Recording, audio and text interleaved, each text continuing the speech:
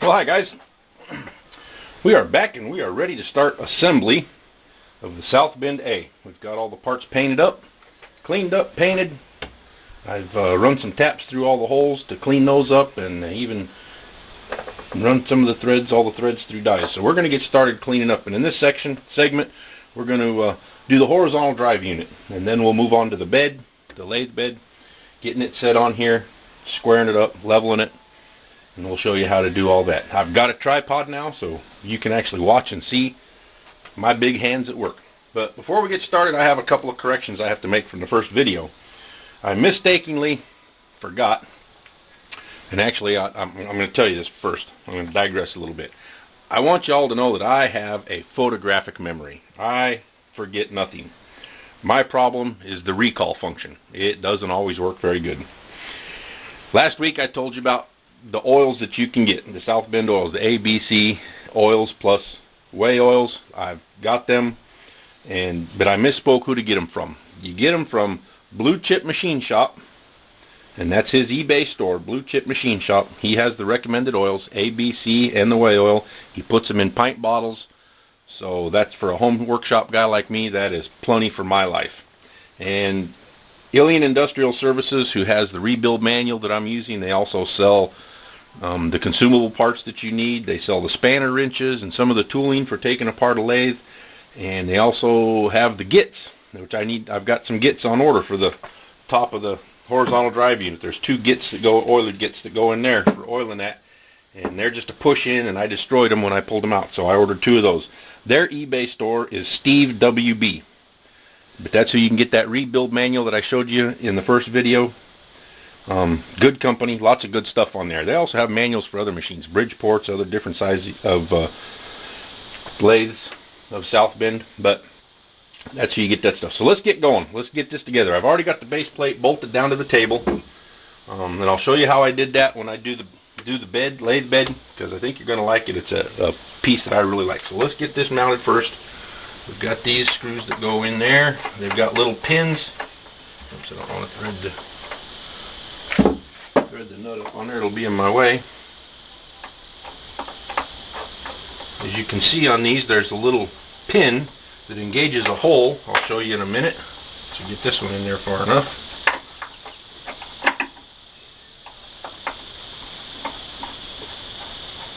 There, it's coming through.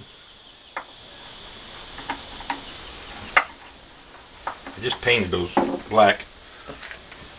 This little nipple on the end just engages that right there, and that becomes the pivot pin, and there's one on each side. So let's get this one in. These are still just a little tacky from giving them a little washing of black paint real quick, just to dress it up and make it look good. Didn't want to put too much on there. Alright. That hole lined up.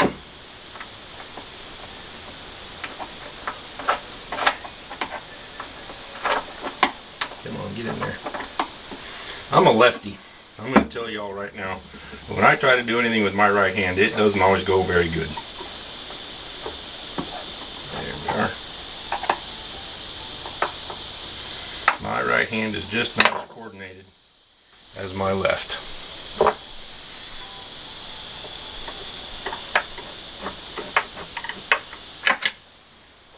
Okay, I'm going to flop that forward, because we are going to be working on putting this shaft in.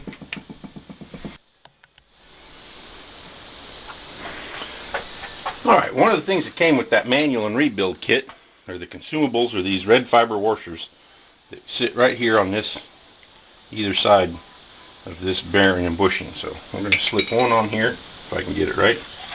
There we go. And this goes through there like so. Sometimes it can be a tight fit. That is after all the bearing surface. There we go.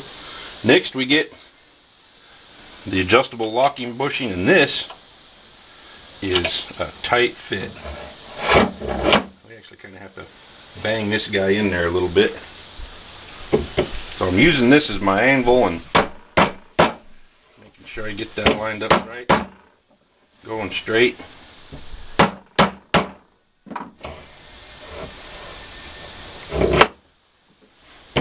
Oops. You know what I forgot? I forgot the fiber washer.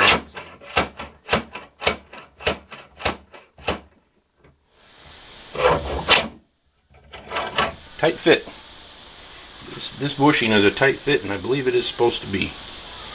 And then after we get that on, we put the pulley on. Wish that went on just a little bit smoother, but it doesn't. And I don't really have a clamp big enough to use that would have a deep enough reach.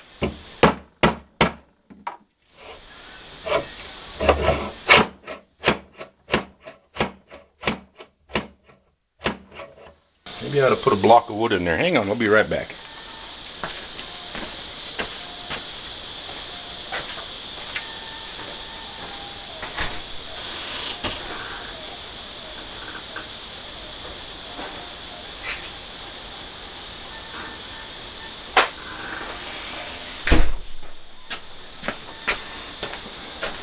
Alright, this might be a little better.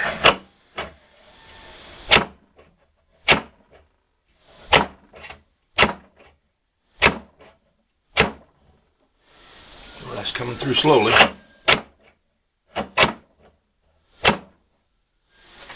Well, you're going to have to figure something out different. There's got to be a better way. I'll be back.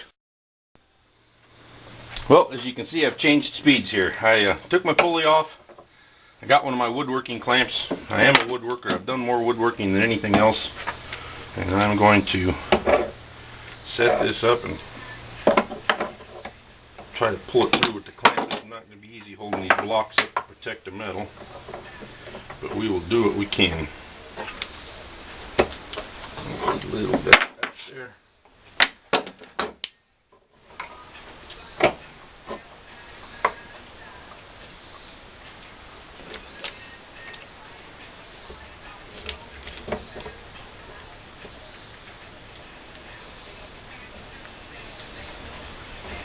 Alright, let's see what that does now. Oh yeah, I can see that going in right there. Be better if I had a big C-clamp, but I don't have one that big, so we do what we got. I'd like it if that was going a little better. I can't tell how straight I am there. That is getting tight.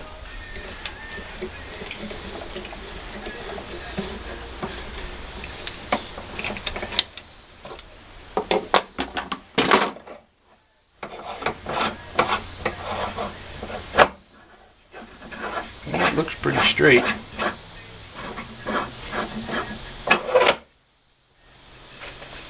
I'd just like it if it was a little better, a little straighter.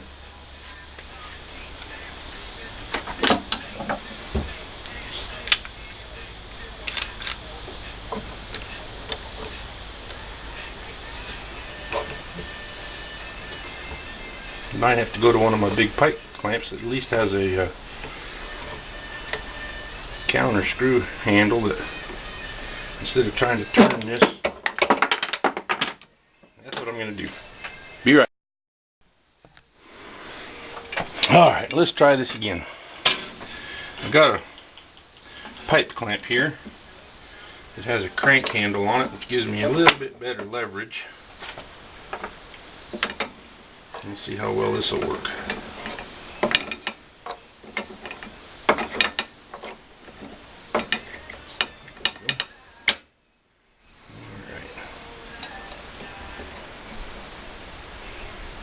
There she goes.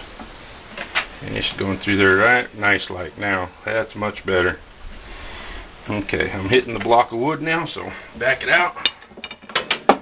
Get rid of this block of wood. Yep, flush right there. Let's see if we can get that to go in and stick out just a little bit there. Readjust everything.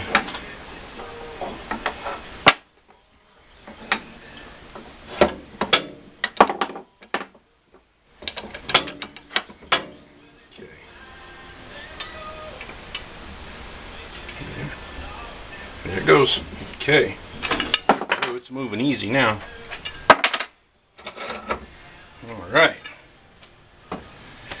sometimes you just got to think things through a little bit more and just go back with some simple homespun ideals. Alright, so next goes the pulley, cone pulley, comes on next.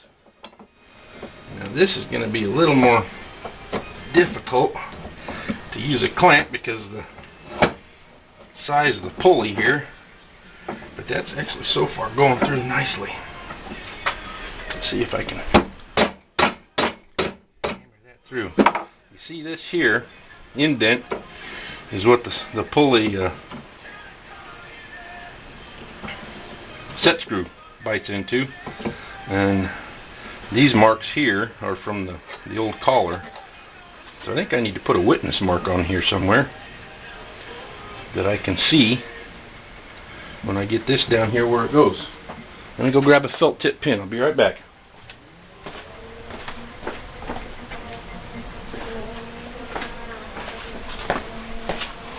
Alright, so put that straight up and down. Put a mark like right there. And let's get that going in. Ooh, like that. We're coming through already, and we're going into this part. I like that. That's looking good right there. I can see my indentation. It's pretty well lined up.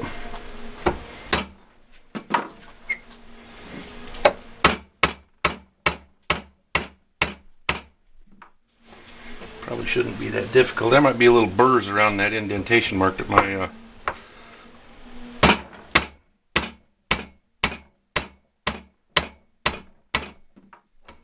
is not like going through. That locking collar isn't like going through. And no, that set screw is not tight, for those of you who might be thinking that. Thanks for asking. Well, I'm just about past it. I can just see down in here the indentation for that set screw. There she goes. Ooh, that was a good one. That one just flew right through there.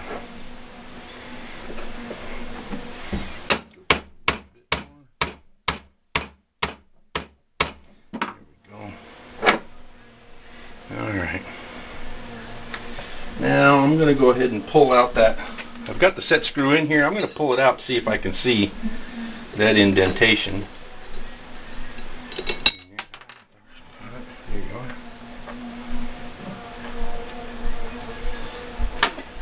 Trusty flashlight here, and that looks, yep, as I spin it I can see that is it. That looks pretty darn good right there. Boy, I got lucky there. Let me tell you what, I got really lucky. I don't remember if I told you in my last video, I live here in the Ozark Mountains in northern Arkansas. My shop is a 24 foot by 24 foot screened room.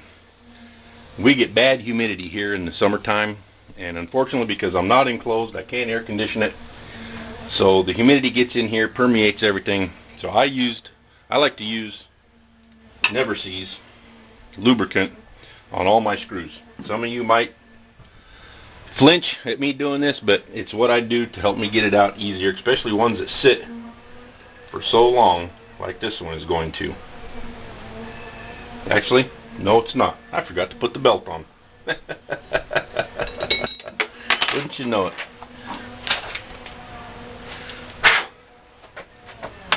Wouldn't you know it? Just my dumb luck.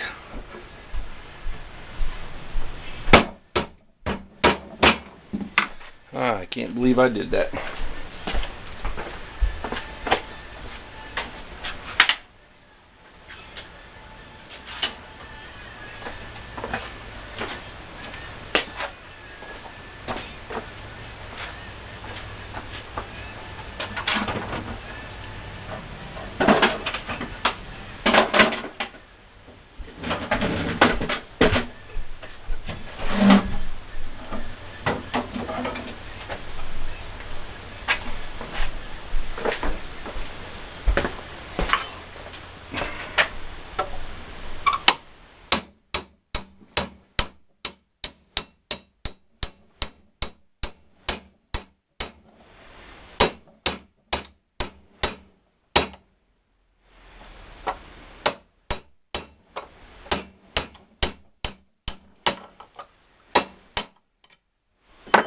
Okay. Serpentine belt for a car. Everybody recommends them, so I'm replacing the old leather belt with that. And that's all I need to do right now. Now we can get that back in there.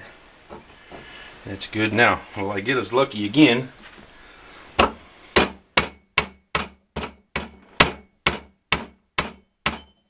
that mark line back up. Put some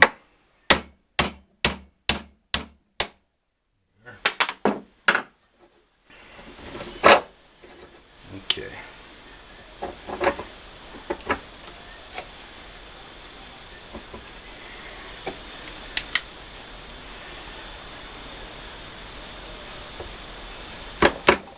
Don't see anything yet. I'm just spinning. Let's get that. Block of wood. I'm not going to go rounding that guy over.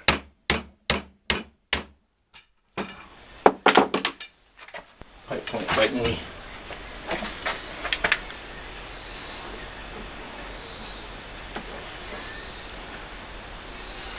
Looks like it. Yep, that's it. We got her again. Woohoo! I do like it when things work out, because they don't always.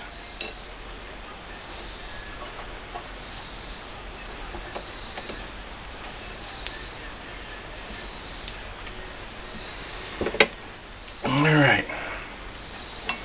Let's take this down this way. Nope, not going to fit. Just try to remember how this goes. This way. It's using a combination wrench as a little lever to give you a little strength. It's always about leverage. There we go. Okay. That part's locked down. Flip this over this side because I'm going to put this belt back on. And now you can see this hole here is what this bolts down into. So I want to make sure I get that on there pretty good.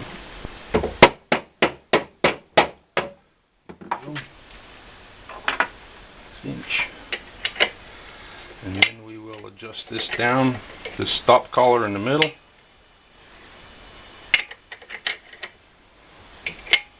And then we can mount the motor.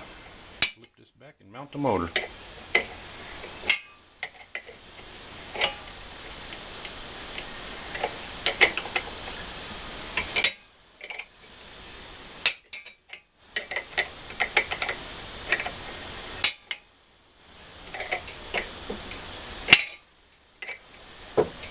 There it goes. Feel that go down in that hole, the end of that bolt. Okay, put that like so.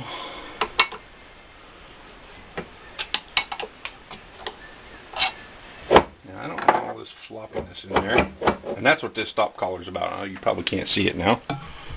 Let me move this over a little bit. Check my view angle here.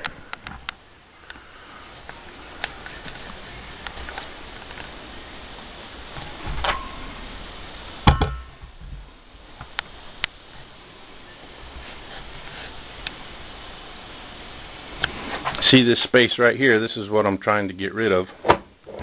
So I want to move that collar, pull this tight so I got that tight over here. And then we got this seal, pull this collar up against this gasket, and we should be good. So that's what I'm trying to do right now. And that should just about finish this off. I'm going to move this back out of my way so I can work.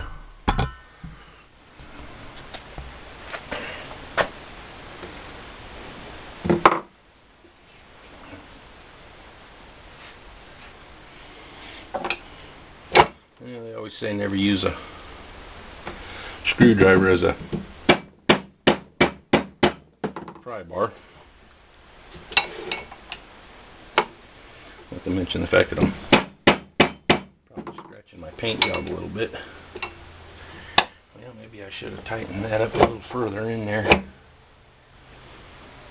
before I put this pulley back on.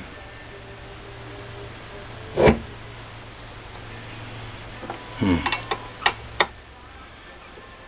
tight as that guy is, I don't know if I'm going to be able to get that.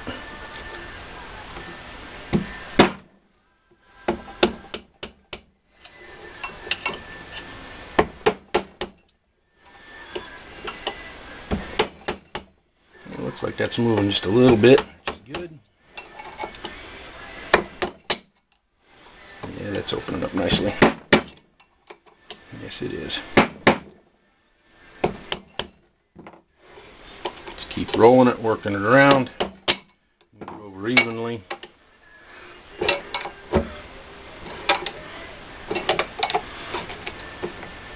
Yeah, oh, that moved nicely. Do it again.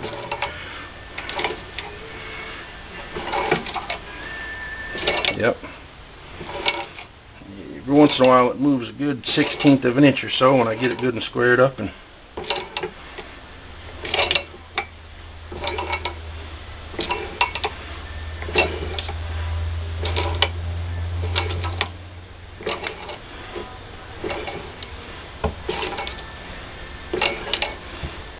there she goes.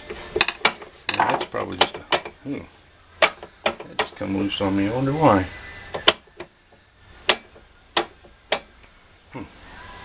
Guess I didn't have that down in there as tight as I thought I did. That's really too tight, to be honest with you. I don't like it, so I'm going to give it just a little tap out. Oh, much better. See that little bit of difference? Just made all the difference in the world. Just that little tap. So there's not a lot of play there. I can't jiggle that back and forth very much, so let's lock this guy down. I'm happy with that. I'd be liking that.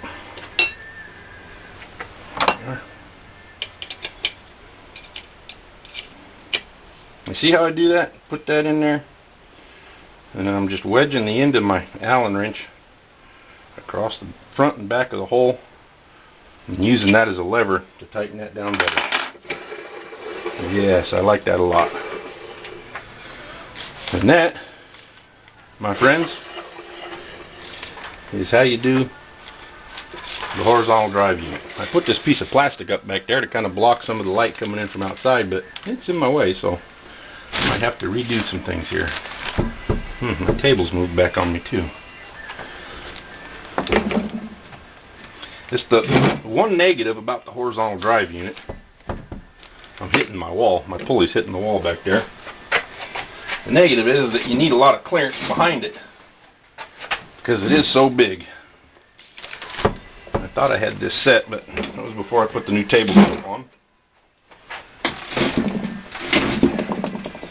The old table was... oh, you know what? That's just going to flop all the way back. Once I get the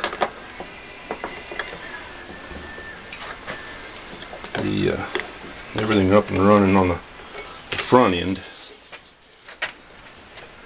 this belt will hold that, how far back it goes, along with the mechanism that goes here for loosening and tightening that up.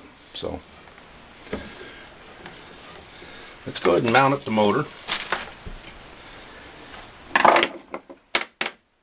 If you can't see it in the video, and I don't know how well you're going to be able to see it, I'll check it when I do the editing of this, but this is a glued up oak tabletop on edge. These are the edges of the boards. I got this slab at an auction that I went to, a furniture factory that had gone out of business. And I bought up a bunch of stuff, and actually they had a bunch of shelving units there that were using these as their shelving tops, their shelves. And I bought that lot of shelving just for these slabs. I have used them everywhere. In my tool room, it's my countertop in there. I've still got a couple left that are going to be countertops on other benches. So you'll see them every once in a while in my shop as we move around. Boy, I'm dripping sweat. All this wet and moisture, I don't know if you can see it or not, but it's just me sweating from this humidity. So, well, let's get the motor over here and keep on moving on. Here's the nice thing about working in a small shop. Nothing's that far away. Yeah, no, you guys probably think I'm crazy, but oh well.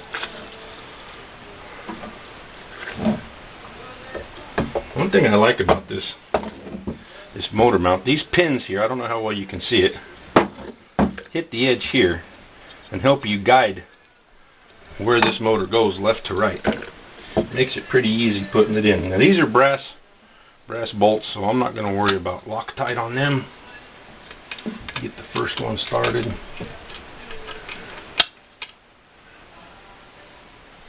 The two bottom ones are the real pain in the backside, but okay.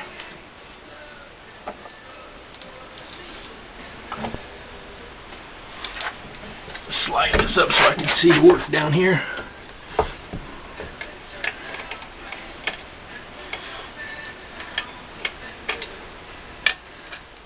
Come on, baby. I can see you. You're lined up in there.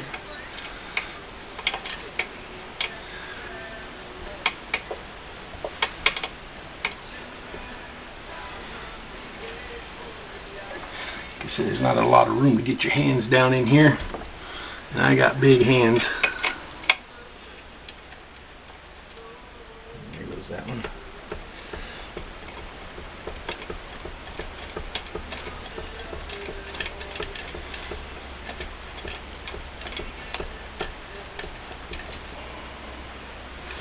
Going on this side. Again, being a lefty, I'm better off putting things in with my left hand because it's just slightly more coordinated than my right hand. And since this is, you really can't see what I'm doing, and this is kind of boring, I just want to tell you, if you like my channel, and I know this is only my second video, but if you like it, please click like and subscribe, because there's going to be more coming. I almost did one the other day. I was working on my truck, and I almost did one, but what I was doing turned out to be the wrong thing, so I didn't make a video out of it.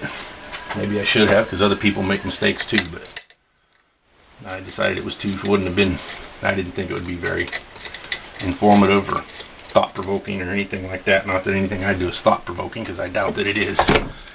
I'm just a simple guy. Okay, that's on there.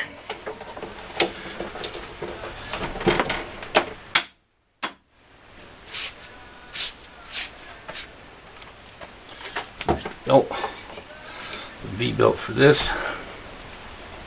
I got that all the way up there already. Get in there.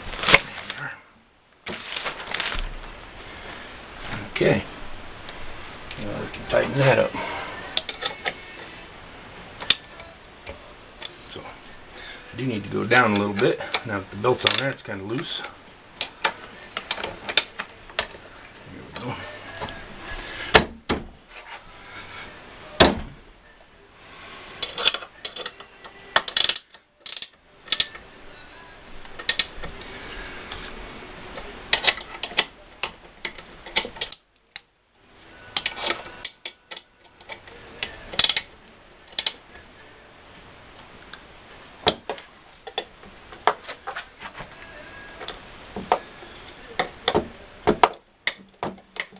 I'm not saying much because I really ain't got much to say while I'm tightening bolts. I know some things aren't that interesting, but some things are. One thing I did do before I took the old tabletop off of this bench, because I like the bench. It's all made out of steel and metal. Same thing, isn't it? Steel and metal. That makes a whole lot of sense, James. It's made good, strong welded angle iron, good heavy-duty angle iron. So I kept it, but the top was just made out of pine boards, 2x6s that were kind of glued up. In fact, one of them was busted, and it was just covered with that swarf and grime, grease.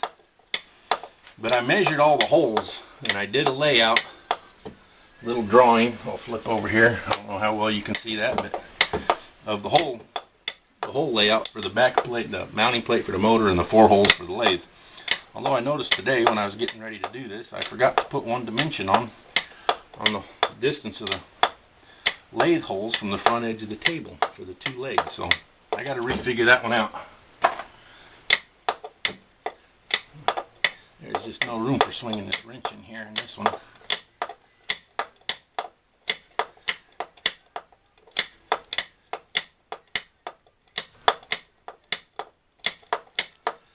Learn how to fast forward on the editing function on my video manager. There's no sense in watching this live and at normal speed. Shoot, it's slow going. I got a long way to go yet on that guy. Let's get over here and do this one.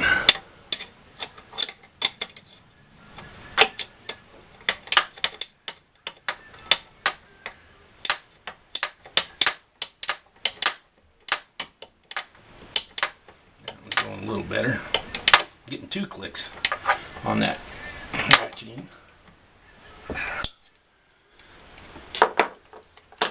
should be going in easy because I tapped those holes and cleaned them up. There we go. Should have done that in the first place.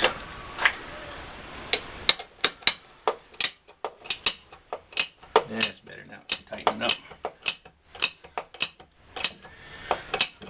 Alright.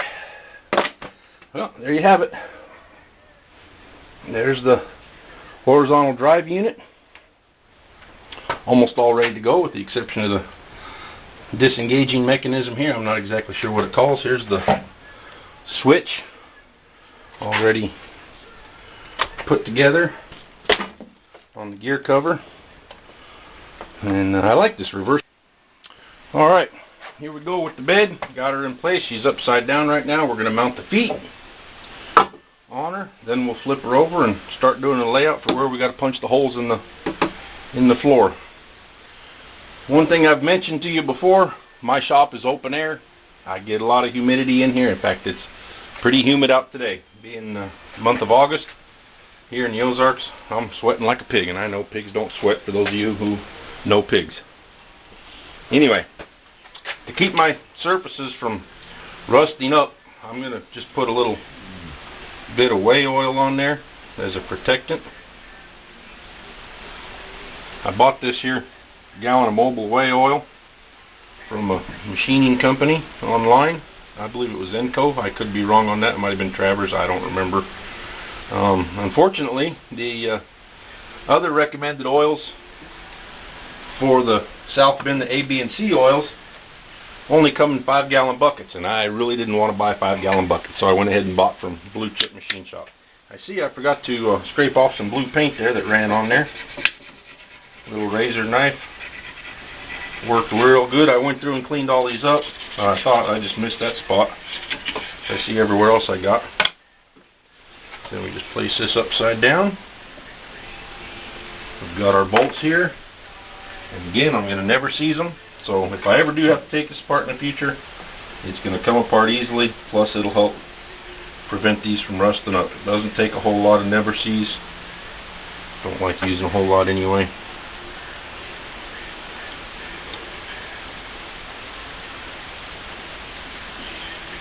Put that in there, get them started.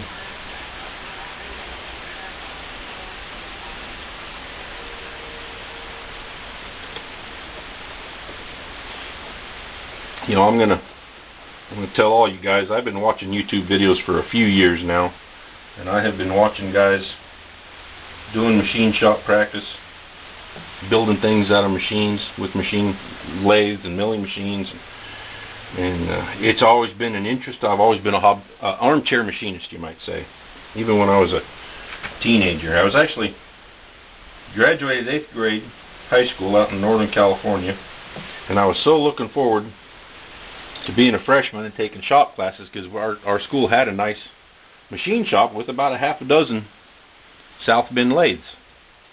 Well, my parents ended up sending me to a private school for 2 years that only went to 10th grade. And then when I went back to my hometown high school to finish off high school, my sophomore and senior year, they had closed up the machine shop and sold off all the metalworking equipment. So I never got to do it in high school, and I was very bummed. I got to go get an extension for this that I forgot to grab. Be right back.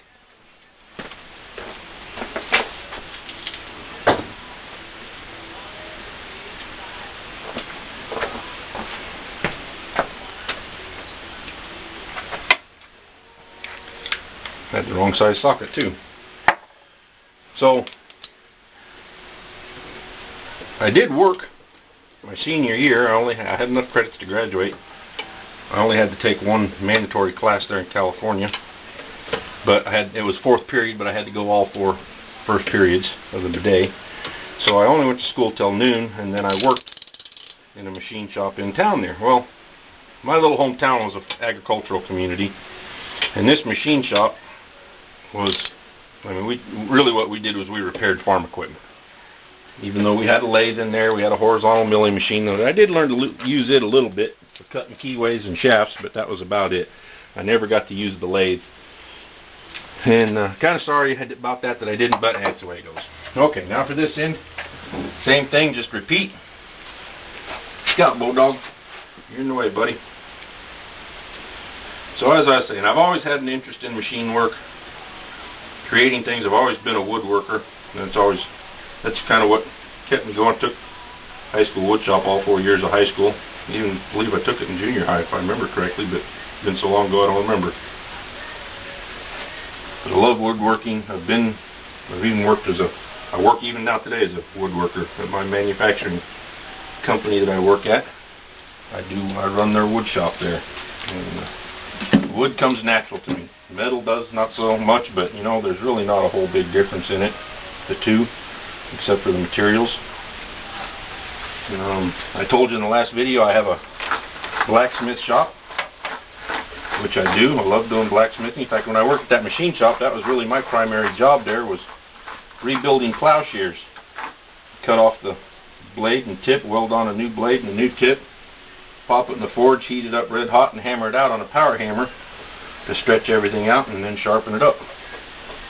And that was what I did mostly in that machine shop, was blacksmith work. So that was kind of where I got bit by the bug for that. But I've always liked doing things by hand, except I do use power tools. As you can see, we're rebuilding one right here. But I'm not a Roy Underhill by any means, although I do enjoy his show.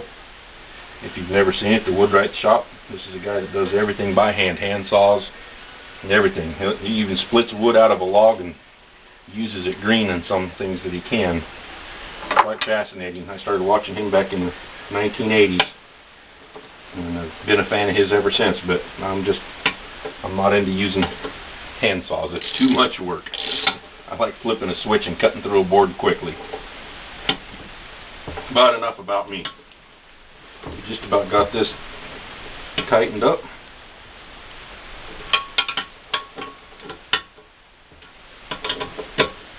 Doesn't have to be dogged down or torqued down to any super heavy duty pressure. It's all gravity feed anyway. Alright. Let's get some of this stuff we're done with out of the way, which is something I do like to do, even though if you notice in background shots, my shop is a mess. But where in my immediate work area, I usually like to try to keep it as clean as possible and keep things out of my way.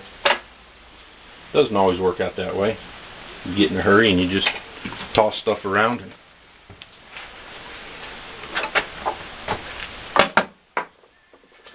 Alright.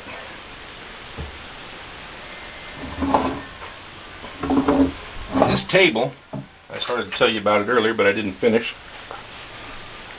Wipe the sweat off my forehead and blow it off my glasses so I can see. Is oak, as I told you, but it's got 3 coats of a spar varnish on it. Should last a couple of years easily.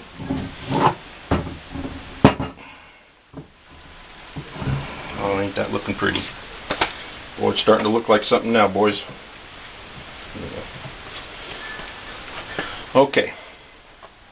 When you set up a lathe, like I said, I'm an armchair machinist, so I've read this many times in many different places. The most important thing, how level you have this bed this way, does not matter. That's not important. What is important is this way, front to back. This edge of this V-way and these 2 edges of these 2 V-ways in the back need to be in line. Now you notice we've only got 2 feet, 4 bolts holding this in place. You don't want to twist the bed this way when you tighten it down. Most guys will mount this to steel. Steel is more stable than wood. I get it. I understand it. But wood is what I've got. Wood is what I'm using. Because of the humidity here in Arkansas, this wood is going to grow and shrink summer to winter. And that's going to cause this bed to flex and move a little bit. So to help counter that, I have these steel plates, 1/8 inch thick, that are going to go underneath here.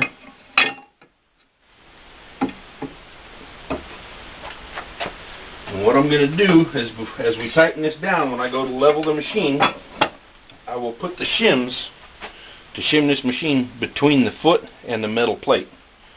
If I put it straight between the foot and the wood, it would have a tendency that the shim would get crushed into the wood as the wood swells or shrinks. So probably not the greatest idea. But the dimension I forgot to write down. Nope, I didn't. I wrote that one down. My holes, or my first set of holes wants to be 8.5 inches from the end of the table. So I gotta move this down a little bit.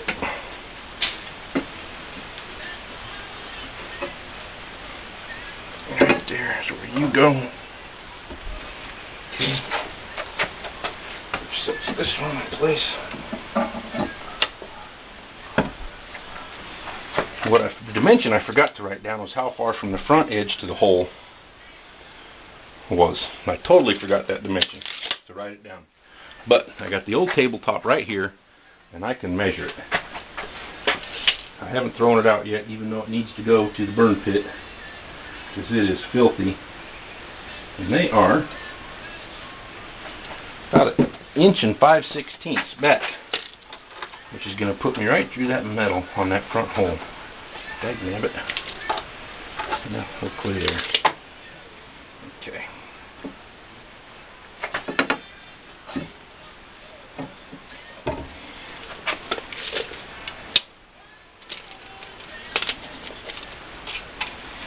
Let's see, where's that going?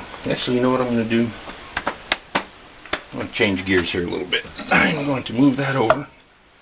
I'm just going to mark this out. So we know we're 8.5 this way. We are 1. Did I say 1 5/16?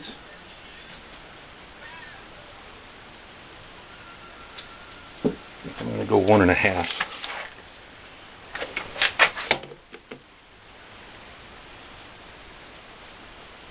So that's where our first hole is going to be. Our front hole. This front hole right there is going to go right there.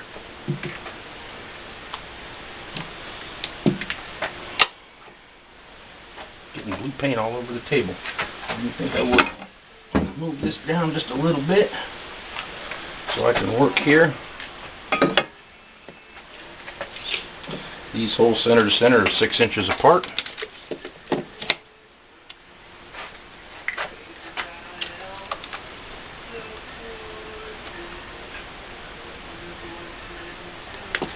And 8.5. Just marked myself.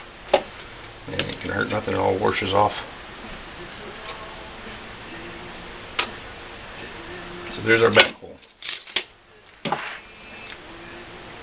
Now I know that this hole, there's nothing underneath the table that's going to interfere with this one. This one, I'm not only going through the table, I'm going to go through the angle iron underneath, which I'm not too happy about, but I had intended using a different type. I'll just have to bolt that one all the way through. Different type.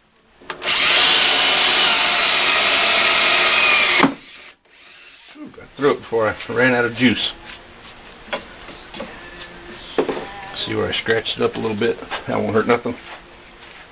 Okay, one thing I am using here, for those of you who've never seen one of these, this is called a T-nut.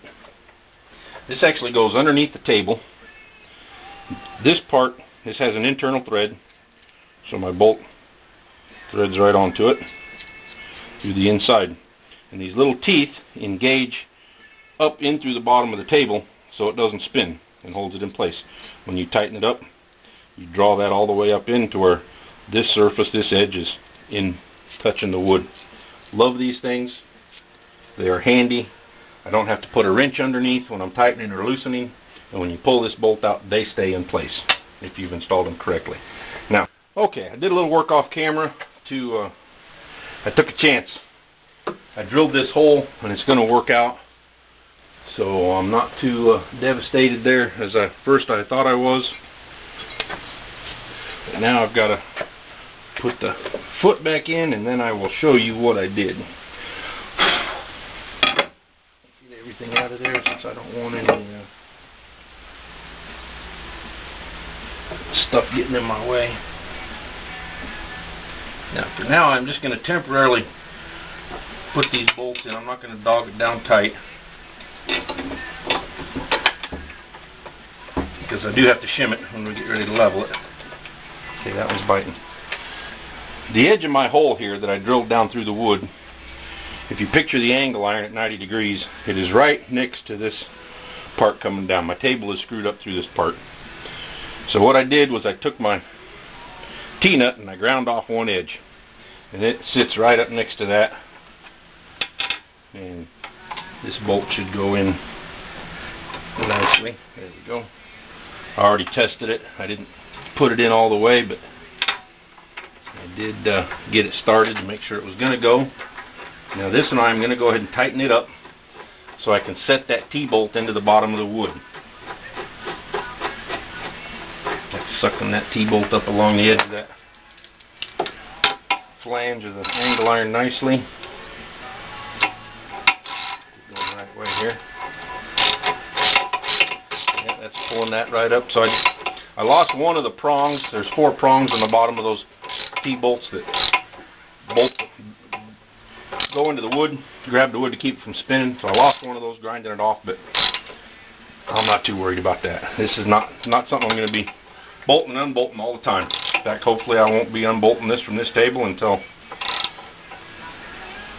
next time I have to rebuild it in about 5 or 7 years. That's one thing that Southbend does recommend, that you rebuild these, complete tear downs, clean up, new gaskets, new wicks, about every 5 to 7 years depending upon your usage. So there's that end. Let's go ahead and do this end now. I'm going to loosen this up because I don't want that tight.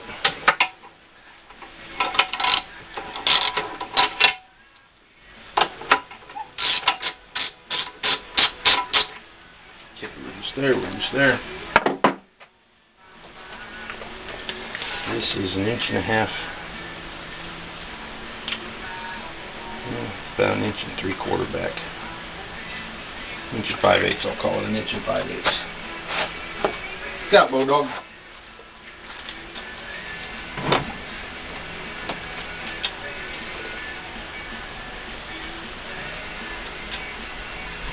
So these things don't move just a little bit when you want to move them.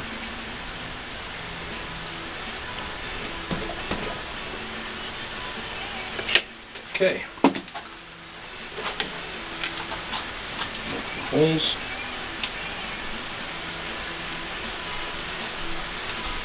This black marker is not the greatest because I can't really get it straight up and down in there, but it gives me a good close look. So now I'm going to pull this bolt out.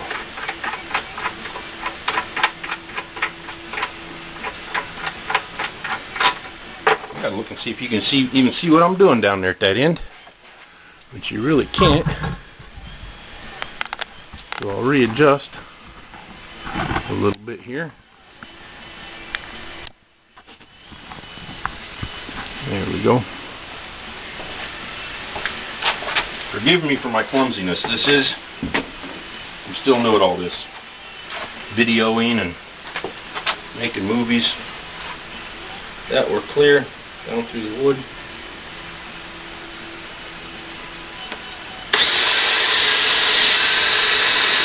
This tabletop is 1.5 inches thick. Good and heavy duty to support this lathe with no problem at all. I love these Forstner bits. I don't know if you've ever used one or not, but they are sweet. They drill a clean hole.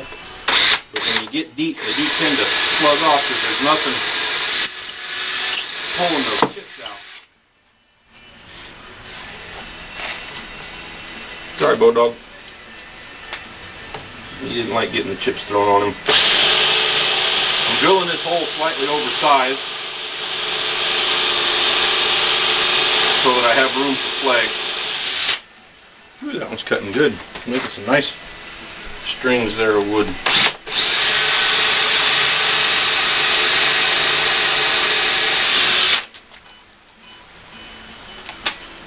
Feels like we'll miss that flange.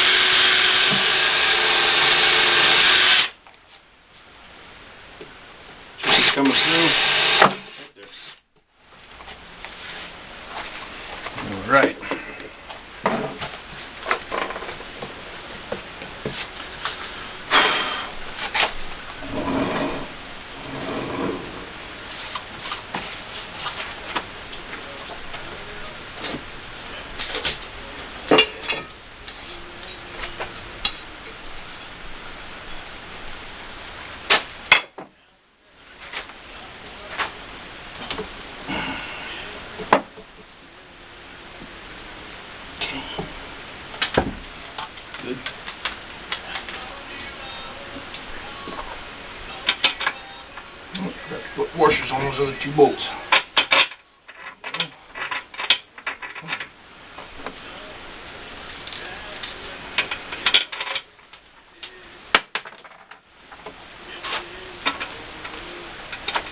Put the T-nut on underneath, and I just screw it by hand until those prongs engage the wood. Yes, now let's see if this one's going to go, or if I'm going to have to do the same thing and grind. I'm going to have to do the same thing and grind some of that off. So we will do. Okay, I ran into I've got it bolted down. I did it off camera. I ran into a couple of problems with this bolt over here and the T-nut underneath, but I got it fixed. So I just dealt with it off camera, and it's done. I'm bolted down. All 4 bolts are snugged down to the table. Now we're going to go ahead and work on leveling it. I see a few drops of sweat. I got to clear off the ways. I don't want them to rust up. I tell you, I just being a Northern California boy, born and raised, I moved out here to Arkansas 15 years ago, and the one thing I am just never going to get adjusted to is this humidity that we have down here in the south. But I deal with it. All right. I bought this machinist lathe. It's a Starrett off of eBay. It has a good bubble in here. I'll turn this and show you that in a minute. It has a little bubble here. My little bubble here shows me pretty well, but again, my levelness this way, left to right on the bed, is not important. Doesn't matter. What matters is this one here, and I am down in the back, up in the front. Let me put this right up over the foot. I don't know how well you can see this on camera. Let me look and see. And I'll zoom on that so you can see how delicate and touchy these levels are. Get this in there good for you to see. No, that's as far as my camera zooms in right there. I can't see the bubble on the camera, but maybe when I put it in the computer we'll be able to. There are a series of red lines here. I'll hold it up for you so you can see. There are a series of red lines here. Each one of those lines, I believe if I remember correctly, is 5/1000ths of an inch. 5/1000ths of an inch. That is not very much. And you can see how little bit I pick it up, and that bubble just shoots all the way over there. So let's see what we get. I got a brand new feeler gauge here. I just dripped sweat on it. So here's 5/1000ths of an inch. And I am at 2 lines, so let's see what this does if I come in this way. Well, that didn't move it very much.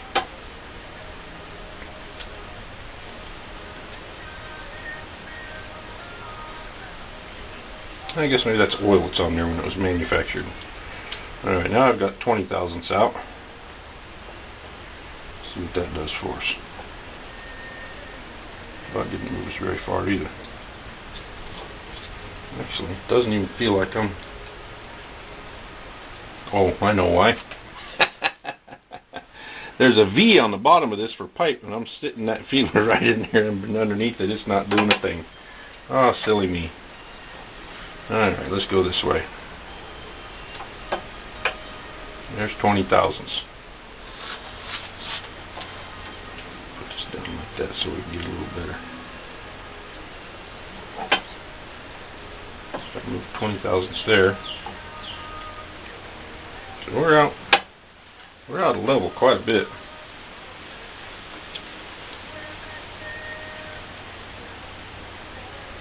Add 15 to that. Yeah, this has got a good coating of oil on it. That's what the moisture I saw in there was. There's 35/1000ths. Of course, I'm rocking it, so that's not too brilliant to do. That's quite a bit. I have here a couple of pieces of copper that I'm going to use as shim stock if I have to. Let's see what this does.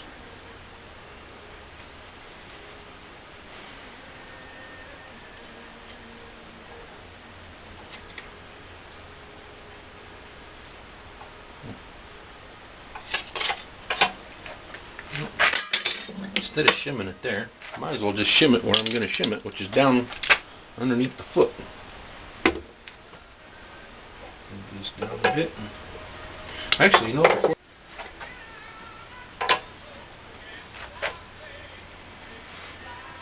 Well, that didn't move us very much, that's for sure. Alright, I've moved, reset the camera. I took this sheet of copper, I cut off a strip, I folded it 4 times, and I've got it back here in the back. It's brought us in a lot closer. My back bolt is still loose. My front bolt is snugged up, and it moved my bubble back as I was going. So I want to show you how delicate this level is. As I just slowly snug this back bolt up. Look at that bubble moving back into level.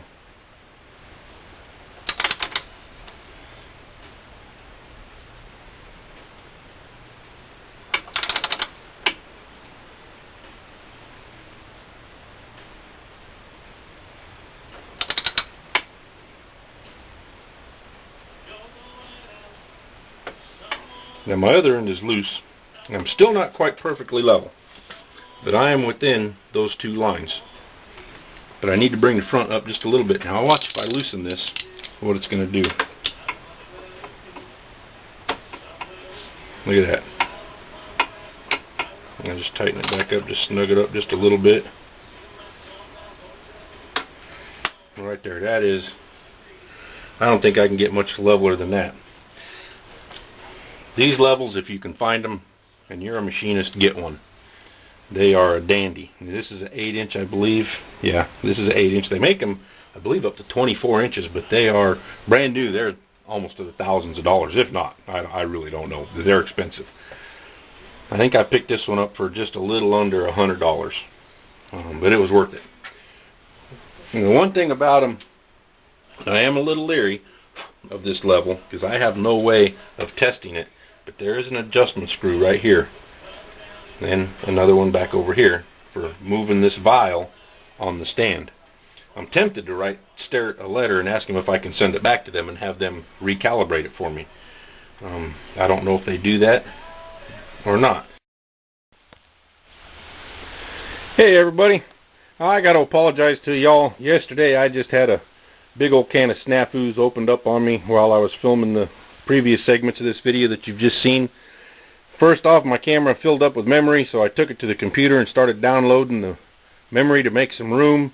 When I finally finished doing that, and that took quite a while since some of those segments were kind of long, but as I finished that up, I grabbed the camera to come back in here to the shop to finish filming, and my batteries were dead and I didn't have any extras to put in, so I had to wait till I got to the store today to get some batteries to finish this last segment of this video for you, to where we are so far. While I was downloading the videos onto the computer, I came back down here and kept working because this has been a real busy weekend for me, and yesterday was really the only day I had to work. So what I got done while that was happening was I mounted the headstock here, and I'm sorry I can't show you how it's done, but I can explain it to you and show you what you do. And there are 2 hold down bolts on this headstock.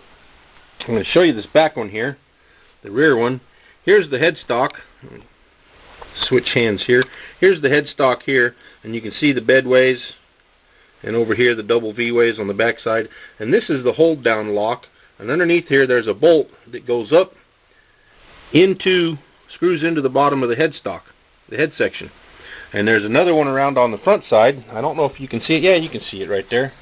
It's right there. And these holes are tapped into the head section for these 2 bolts.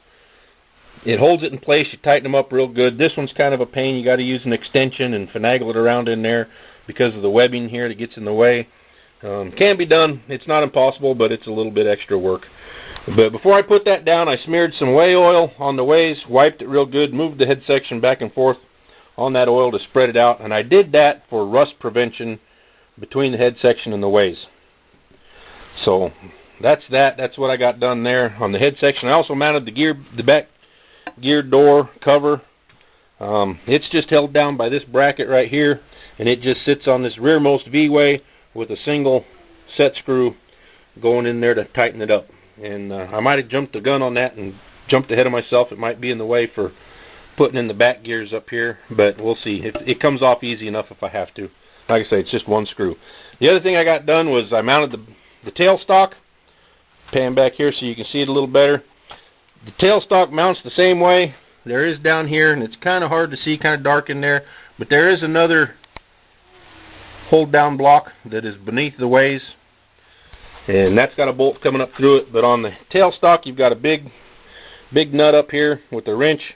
You loosen it so you can slide it to where you need it, and then you just turn it and lock it down in place, and you're set and good to go. I also put the inside of the spindle of the tailstock in. It just threads into the long bolt that's attached to the hand wheel. Threads in nicely. That's got a Morse taper, I believe a number 2 in it, for holding your dead center or live center, or you can put a chuck in there and use drill bits and tooling and whatever you need to do. But that's about all I got done last night when the camera was up downloading. Again, I apologize for not letting you see the actual work, but it really wasn't all that impressive, truthfully. But that's where we are so far. Next video up is going to be assembling the headstock, putting the spindle in, goes in here, the pulleys that match up with the pulley on the horizontal drive unit. We'll do the back gears, we'll tune those up, time them so that they work right, and we'll get started working on the outside gears that go out here, the banjo and all the other associated gears that go out here on the end of the head section that are covered by this door when it's closed. Unfortunately, that's going to be a couple of weeks. I don't have the Teflon grease that I need for doing that. I've got it on order. The company I ordered it from says 10 days to 2 weeks before I'll get it, so I wasn't too happy with their expediency on that, but it is what it is.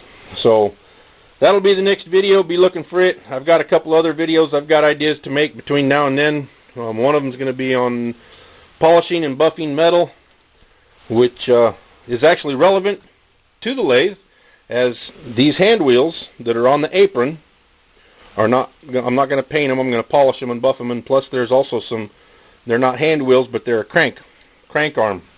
I'm going to polish those up too and show you how that's done and kind of go through the steps in polishing. Hopefully I'll get to making that sometime this week in the evenings after work. In the meantime, thanks for watching. Again, if you like it, click like. If you don't, click don't like. But do subscribe. It doesn't cost nothing. And I appreciate you guys' time watching my videos, and I hope you do subscribe. In the meantime, you have a great one. This is Captain Jamie signing off. Until next time, be careful and be safe, and we'll see you.